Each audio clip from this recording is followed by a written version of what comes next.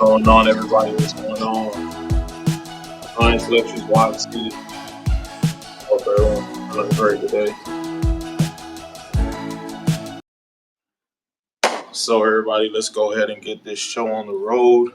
Uh, hey to everybody out there. Just want to say that I'm finally back. Gonna do what I do best: record videos. People my age, super young, and people younger than myself that are probably in middle school and high school, people that may be older than me that have kids and different things like that. And, essentially do what I do best before I got copyright striked, which is basically educate everybody. So today's video is going to go ahead and be on public schools versus private schools. And if you're a high school student right now who's excelling at a public school versus student at a feeder school, where do you rank? Now, the reason why I wanted to bring this up is because through a lot of my uh, life story, I will say, being smart at being quote unquote smart at a early age, getting to know like some peers from where I grew up in the inner city, people not doing the best things in terms of choices, but understanding that these people were always smart. It just always came to me, why is there a smart academic sense where these people aren't able to make it in the same way? So I say all that to say today, what we're going to go ahead and do is speak primarily to the high school students or middle school students who are excelling at a public school or probably an international school that isn't too much like a feeder school. So I'll go ahead and explain it to you like this. So if you can see my sign right here, pretty hard to see. Definitely going to work on next time. It pretty much says class rank at rigorous private schools slash magnet schools is not relevant. Now you're probably wondering, um, everybody that gets into a top 10 school like a Stanford University where I'm here, a Dartmouth University, a Harvard University, they have to be out of their mind, golly smart, right? Well, of course they have to be because in terms of the material that they're learning, the way that they're learning layered questions, the way to answer AP questions, the way they're able to do IB, the way that they're able to manage all of these five things, and just focus on school in that sense, and also add extracurriculars there. So I'll go ahead and give you guys a perfect example because of the fact that I'm taking a chemistry class right now here at Stanford University for the summer session. So if I were to be at a local community college or probably a state school in the state of Florida, it probably asked me a question along the lines of what is the product of the reaction between hydrochloric acid and sodium hydroxide? Something which is relatively easy. Let me go ahead and write it on the board here. So you have HCl. Hopefully you guys can see that. Okay, cool. Plus NaOH. And it's essentially asking us what is the product of these? As we know, we go ahead and mix these two up, get sodium chloride plus two H's, one O.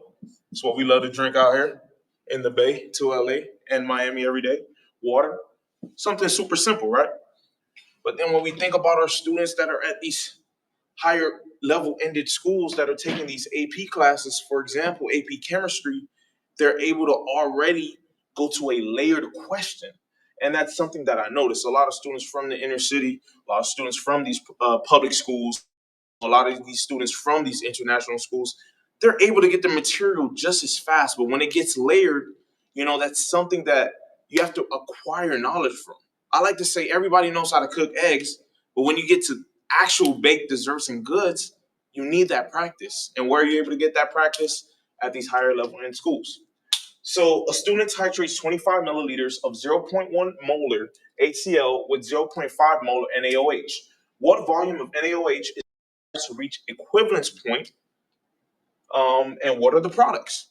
So first same step here, we're swapping, but then we have the different areas of the question where we have to find out it's a 1-to-1 mole ratio, right? Right?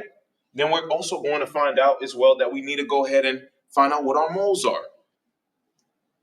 Essentially the same question, understanding why are you swapping it and why is it being the same, but one is much, much, much difficult to understand in terms of layering and understanding the question, and that's where a lot of people get tripped up. Hence, why you see the difference in a lot of SAT scores, which are more tailored towards certain students. Now, if I go ahead and pretty much want to highlight right here this piece right here before I go ahead and go. So, if you look at a school like, let's say, Ransom Everglades down in Florida, we have a lot of students who have matriculated into some of the top, from Ransom Everglades, a really top school.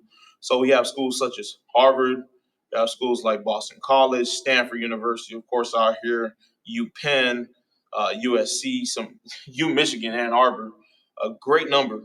Then I thought to myself, since I moved here to California, let's go ahead and look at Palo Alto High School, not too far from here. Same thing, UC Berkeley, great numbers. UCLA, great numbers. UCSB is a great school as well. UC Boulder, these are all great schools that people go ahead and just confirm this real quick. Stanford, of course, double digit numbers, man. And if we just look at these photos here, these students are working on things that you will work on as a college student. They're doing this at an early age, so it's amazing that they're doing this. But sometimes you have to ask yourself, what am I doing, in my local public school? So I just pretty much want to end this video off by saying that if you are at a public school, things like that, that doesn't mean it's a no, but this is just the reality that you're gonna have to work 10 times harder, gonna have to go ahead and show yourself off. And gonna have to put your head down if your school doesn't have APs, find out how you can sign up online, study for them, different things like that. And as always, drop a like, comment, subscribe, and email me.